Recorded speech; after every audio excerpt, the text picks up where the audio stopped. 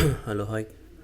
So, current affairs from the May 5th to the May 10th. So, the first one we are seeing is the Kailas Manas Sarovar Yatra link. So, this Kailas Manasarovar Yatra link is the name of the highway which was constructed in the state of the Uttarakhand state.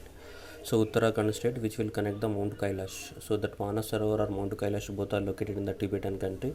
So, we have the three routes in order to reach the Mount Kailash. One is through the Kathmandu through the Nepal, and second one is through the Sikkim and China border, and third one is through the India. So in order to reach the Mount Kailash through the India, we can go through the this Uttarakhand state. So in order to reach from the Uttarakhand state, we are connected the one road of the 80 kilometers of the road we are constructed, so which is connecting from the Darchula. So one is the Darchula to the Lipu Lake, which is known as the Kailas Manasarovar route. So as exam purpose, the important question is the what is the Kailas Manasarovar Yatra route? So connecting from the Darchula to the Lipu Lake. So Lipu Lake is the name of the pass which is located in the Uttarakhand state, and almost that is the tri-junction between the India, Nepal and the China, Lipu Lake. So that is a Lipu Lake, and Darchula. Darchula is the name of the place in the Uttarakhand, and Lipu Lake is also name of the place in the Uttarakhand. And around the 80 kilometers distance of this road connecting these two places, and which makes that Mount Kailash is very close to the India because of this route. Otherwise, the route of the Nepal route and this Sikkim route is very far away from the Manas Sarovar, and this makes easier for the pilgrims to reach this Kailas Manas Sarovar. So that exam purpose is the what is the name of the route connecting from the Darchula to the Lipu Lake, and Kailas Manas Sarovar located in the Tibet. The next one is the Bishnu Sendra Parva. So the Bishnu Sendra Parva is generally celebrated by the tribal people. So tribal people in Jharkhand state. So the tradition of this festival is that always they will cut the animals to sacrifice the animals to their gods during this time every year. But this year, the first time in the history of the tribal people, so they are not given any sacrifice of the animal to the god because of the corona. No one came out of their homes. So this is the Bishnu Sendra Parva. So for the first time living in memory, not a single animal was killed in the Jharkhand on the Bishnu Sendra Parva. So the question of the exam is, so Bishnu Sendra Parva is celebrated in the which state? That is important for examination. Bishnu Sendra Parva is the tribal festival celebrated in the state of Jharkhand. And next one, Center for Cellular and the Molecular Biology. So the headquarter is Hyderabad. So this organization is the only organization which is collecting the pooling of the samples for doing the test of the COVID-19. So what is the pooling of the samples means? We have the 29 states and 9 union territories, and from the 28 state and 9 union territories, this organization is collecting the different COVID samples, and that samples are they are testing by mixing. So whether everywhere the coronavirus is same or different. So that is a mixing or pooling of the samples. So that is done by the Center for Cellular and Molecular Biology, which was located in the Hyderabad. So that is important. Headquarter of this organization is important. Next one is the Coronavirus Global Response International Pledging Conference. So that is British Prime Minister who infected with the coronavirus and already recovered. So he conducted the virtual global conference on the COVID-19 by calling all the countries to set up their efforts and work together on fighting of the corona pandemic. So the countries participated in this conferences: Canada, France, Germany, Italy, Japan, Norway, Saudi Arabia, and the European Commission. So all these countries are participated. So in this coronavirus global response international pledging conference, which was headed by the British Prime Minister Boris Johnson. So next one, so that is the internet penetration. So internet penetration or internet users. So China is having the highest number of the users in the world, and followed by the India. So followed by the India. So that very important question. Now generally, who is called internet user? So who is called internet user means the person who is using internet at least once in a month. If the person is using internet at least once in a month, then he is considered as a internet users. Like that, China is having the 850 million internet users, and India is having the 503 million internet users. So 500 millions and the 850 millions. So 850 millions China top rank, and second place occupied by the India with the 503 millions. So that is important question, exam purpose, right? So if you observe the data, generally now this time is data is completely reversed. So generally everywhere that urban Indian people will use the more internet, but actually this data is saying that so in India rural Indian people, that is 227 millions are in the rural area and 205 millions are in the urban area, which is exactly opposite of the what we taught. generally. So 205 urban India and 227 rural India, that is exactly reversed. And that too again that all India level is a 503 millions total completely. So India second rank and China is our top rank. The next one is the Operation Samudra Setu. So what is this Operation Samudra Setu? Indian Navy launched the Samudra Setu. Setu means what? Setu means bridge. Samudra means sea.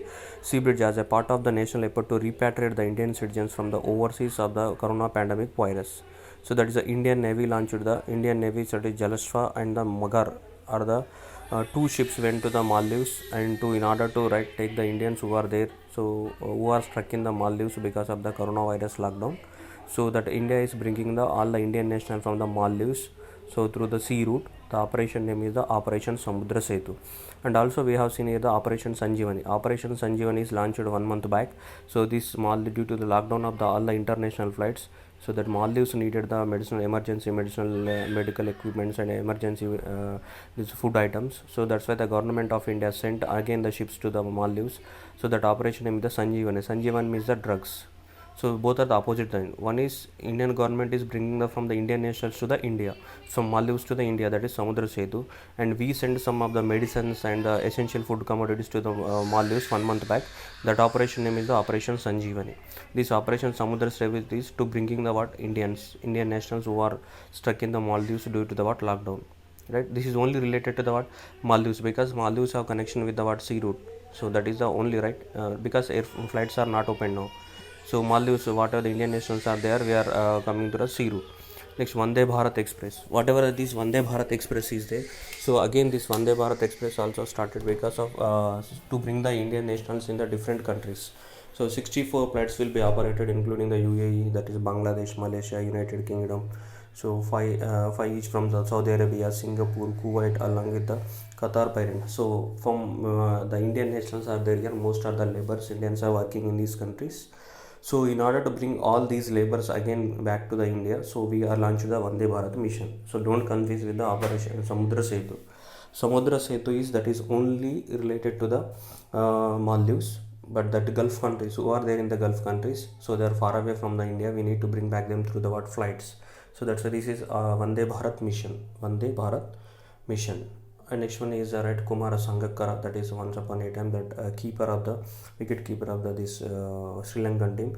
Again he is elected as a Marylebone Cricket Club president. He is elected as a Marylebone Cricket Club president. Marylebone is one of the important cricket club, so in the London, so that is UK London. So he is elected as a president of the Marylebone cricket club, not Melbourne. The Melbourne in the Australia. This is not the Melbourne, Marylebone. Right. Next one is the United Nations Environmental Program, UNEP, United Nations Environmental Program, Nairobi, Kenya. The headquarters of the UNEP is Nairobi, Kenya. So again, so they are extended term of the Dia Mirza. So Dia Mirza is appointed as one of the goodwill ambassador of the India till the 2022 for the promotion of the sustainable development goals. For the promotion of the sustainable development goals, so she is appointed as ambassador of the UNEP, United Nations Development Program, Environmental Program. UNEP, Nairobi, Kenya, headquarters of the UNEP, Nairobi, Kenya. And like Mustafa Al-Kadhimi. So Mustafa Al-Kadhimi, so he's become the new Prime Minister of the Iraq. Mustafa Al-Kadhimi became the new Prime Minister of the Iraq. And next one, Facebook Oversight Board. Facebook Oversight Board. So generally nowadays there is a lot of fake news are spreading through the social media, especially through the Facebook. So that's why Facebook appointed the 20-member committee in order to curtail this fake news. Right. So 27 countries, from the 27 countries they are taken the 20 members, so who are the part of this oversight board, and they will take care of the entire fake news, human rights issues and freedom of speech, etc., whatever the legal issues are there in posts of the Facebooks. So in this, from the India, one person is there, that is a Nalsar University professor, vice chancellor, that Krishna Swamy is there. So Krishna Swamy is the one of the 20 members of this Facebook oversight board. So that is important, Facebook oversight board, one of the important member. Next is the Manisha Singh. So Manisha Singh is the United Nations. Donald Trump is nominated as a senior Indian American diplomat. Manisha Singh as an envoy to the Organization for the Economic Cooperation and the development. OECD generally Paris, headquarter of the OECD is Paris. So OECD is consisting of the 36 countries, which is the most developed 36 countries of the world. For this organization, so that is the America representative is Manisha Singh. Manisha Singh is representing the America in the OECD organization for economic cooperation and the development, which is located in Paris. 36 countries will be there in that organization. Next, Madhya Pradesh is the first state to provide the midday meals to the ration. Generally, this cooking meals will be provided in the school premises only, but all the schools are closed now.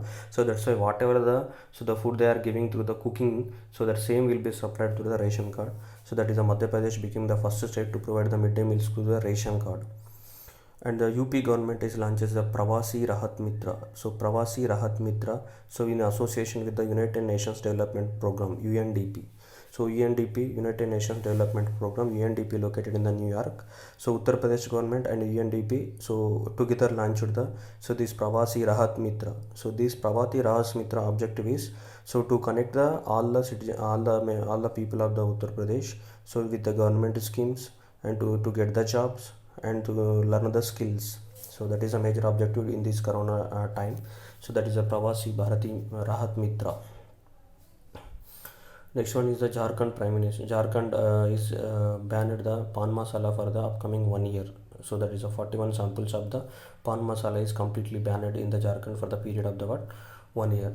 Next one is the Srinagar capital city. That is Darbar move.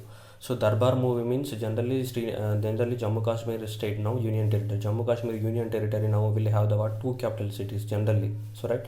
So that is the Srinagar is one capital city and Jammu Kashmir is another capital. Jammu is the capital city during the winter season and Srinagar is the capital city during the summer season.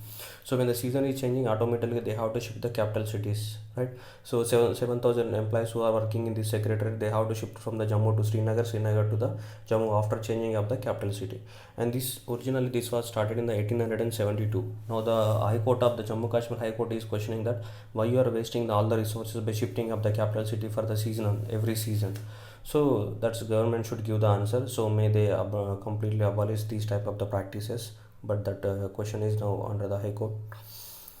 Now the stringency index. The stringency index is created by the Oxford University. So Oxford University. So this is important. Who prepared the stringency index? The stringency index is prepared by the Oxford University.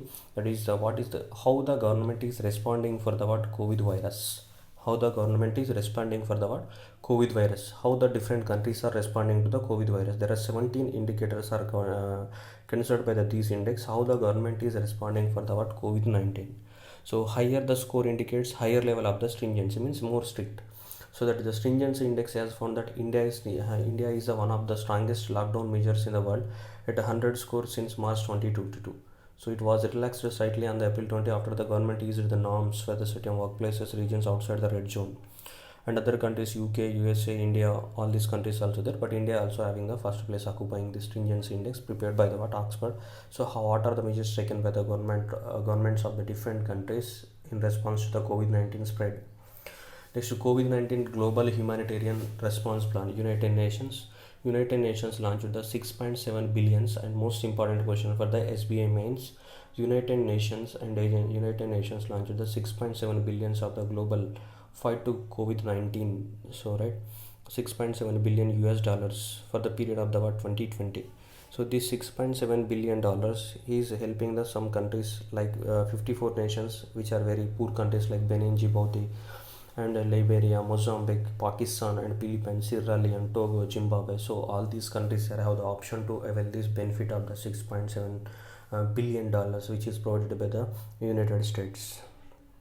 And next one, Defense Ministry. So Defense Ministry signed the pact with the Tata Power to modernize the 37 airfields.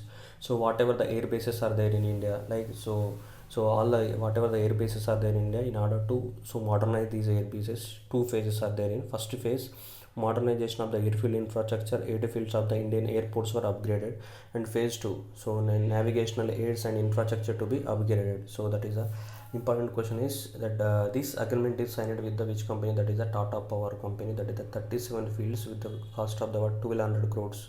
So 1200 crores are allocated for this one modernization of the airfields in India and packed with the Tata Power.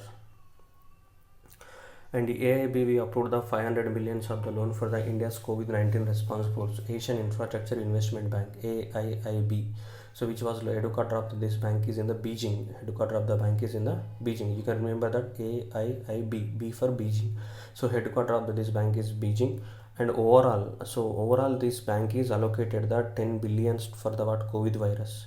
Out of the 10 billions of the COVID virus, so that is a 500 millions they are giving to the India. The total fund allocated by the AIIB for the COVID-19 is the 10 billions.